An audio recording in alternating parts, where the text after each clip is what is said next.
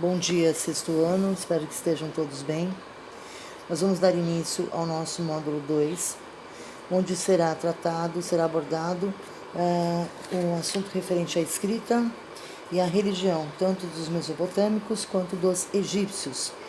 Então, nós temos ali, só para lembrar, que nós já estudamos isso no bimestre anterior, que a palavra Mesopotâmia significa terra ou região entre rios. Quais seriam esses rios? Tigre e Eufrates. E nessa região habitaram vários povos, cassitas, assírios, os caldeus, os babilônios e também os sumérios.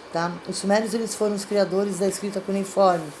Essa escrita cuneiforme ela tinha esse nome porque eles faziam essa escrita sobre tábuas de argila ainda úmidas, e essa tábua de argila eles pegavam um estiletezinho e iam fazendo vários sinais. Essa escrita se fez necessária, a criação dessa escrita, porque era impossível você armazenar uma série de informações como impostos a recolher, impostos recebidos, com quem eles faziam o comércio. Então se fez necessária essa criação dessa escrita, que essa escrita inclusive depois foi adotada por outros povos que habitaram a Mesopotâmia. Então é muito importante, inclusive babilônios e os próprios assírios. Uma outra questão importante também é que essa escrita cuneiforme são três formas, a pictográfica, a ideográfica e a fonética. Na pictográfica são desenhos, são os desenhos simples, são desenhos de pessoas, de animais, de elementos da natureza, Então, por exemplo, se você desenhasse uma lua, aquilo representaria uma lua. Se você desenhasse o sol, aquilo é a representação de um sol. Objetivamente é bem isso, Se você fizesse o desenho de uma mão, ela vai representar o quê? A mão, Então é bem por aí. O que acontece? Na ideográfica já são ideias, você pode perceber pelo próprio nome, ideográfica. Então, por exemplo, aquela mão que na pictográfica representava objetivamente uma mão, na ideográfica aquela mão ela vai te significar o quê? Qual é o significado dela? Proteção, do verbo proteger, a mão que te ampara. E na fonética, cada símbolo vai representar um som ou uma sílaba. E essa escrita fonética que vai dando desenvolvimento à capacidade da fala, a capacidade de expressar a fala humana.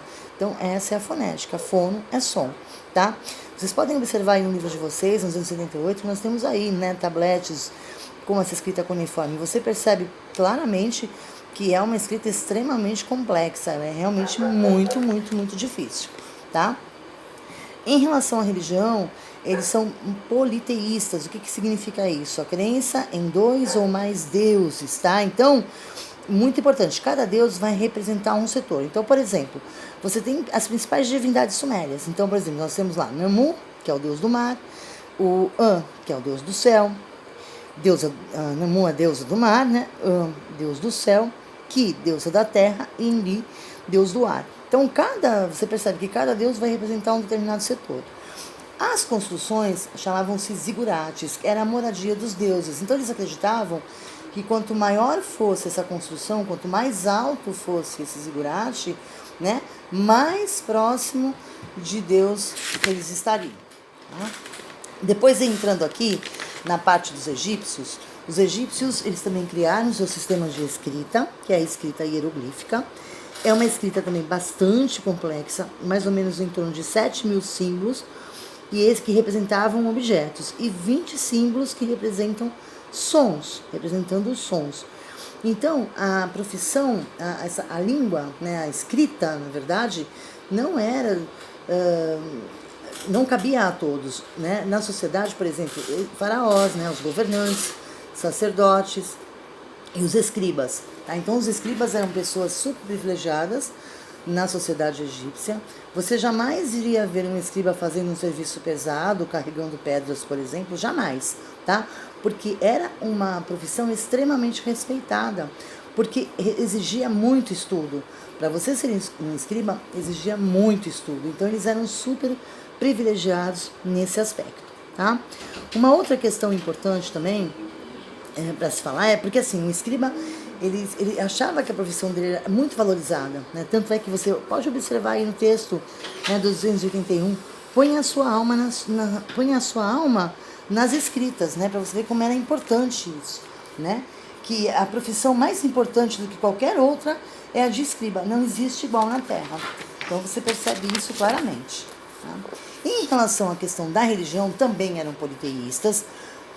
Só que lá no Egito eles acreditavam o quê? Que os deuses eles tinham um comportamento semelhante ao comportamento dos homens. Então, por exemplo, nos cultos eles ofereciam bebidas, comidas, davam presentes, ofereciam presentes, porque eles achavam que o comportamento dos deuses era semelhante ao comportamento dos seres humanos, tá? E eles tinham uma crença na vida após a morte. Isso era uma coisa muito forte neles.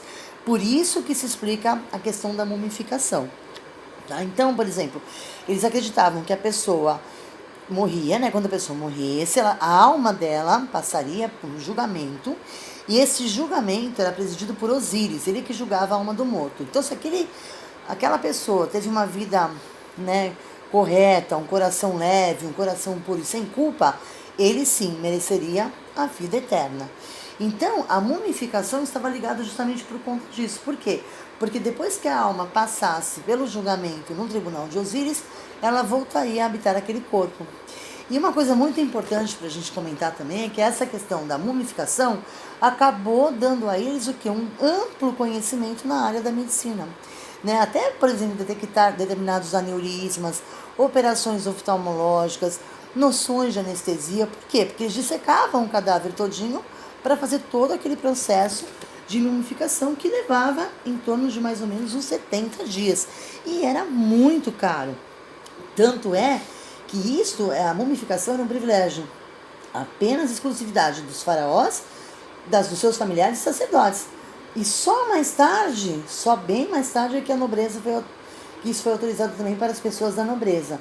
Mas isso era uma coisa muito cara, então nem todo mundo tinha acesso a esse processo, por ele ser extremamente demorado, né, e muito detalhado, né, um trabalho muito detalhado.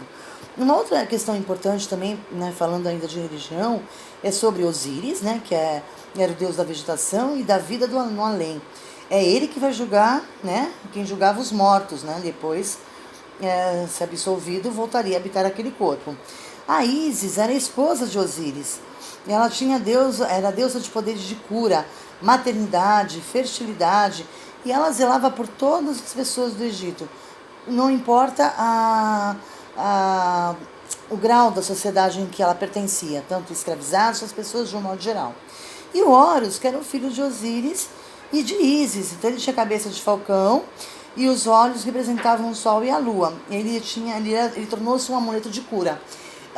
Quando nós falamos assim, por exemplo, cabeça de falcão e corpo de homem, né, do ser humano, é o antropozoomórfica. É isso que a gente chama aí, né, esses deuses que têm esse corpo, né, de um ser humano e a cabeça de um animal.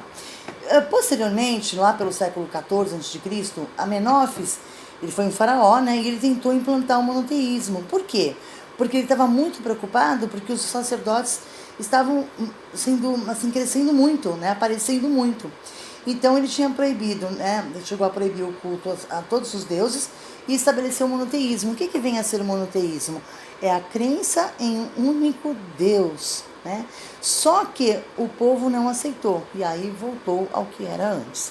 Este capítulo resume-se nisso mesmo, né? Ele é bem curto, ele é bem fácil, inclusive, certo? Então, o que eu vou pedir para vocês fazerem depois? Um levantamento, né, de vocês grifarem as partes mais importantes e fazerem, né, depois uma leitura, porque aqui, gente, eu estou falando de um modo geral sobre o capítulo, né? Não tem como a gente estar lendo parágrafo a parágrafo como a gente faz na sala de aula. Porém, o que acontece? O que eu quero que vocês façam? Quero que vocês façam para mim os exercícios. Eu vou deixar depois tudo registradinho para vocês, tá? Que vão ser os exercícios da 278, né? Que esse deverá ser feito no caderno, que não há espaço aqui na apostila, no livro de vocês, tá? E depois vão fazer a 280. A 280. Aí, o que nós vamos fazer? Nós vamos fazer a correção desses exercícios para depois faremos o restante, ok? E aí, conforme forem tendo as dúvidas, é só no plantão ficarem me perguntando e eu vou explicando a vocês no decorrer, ok? Então, um beijo a todos e fiquem com Deus.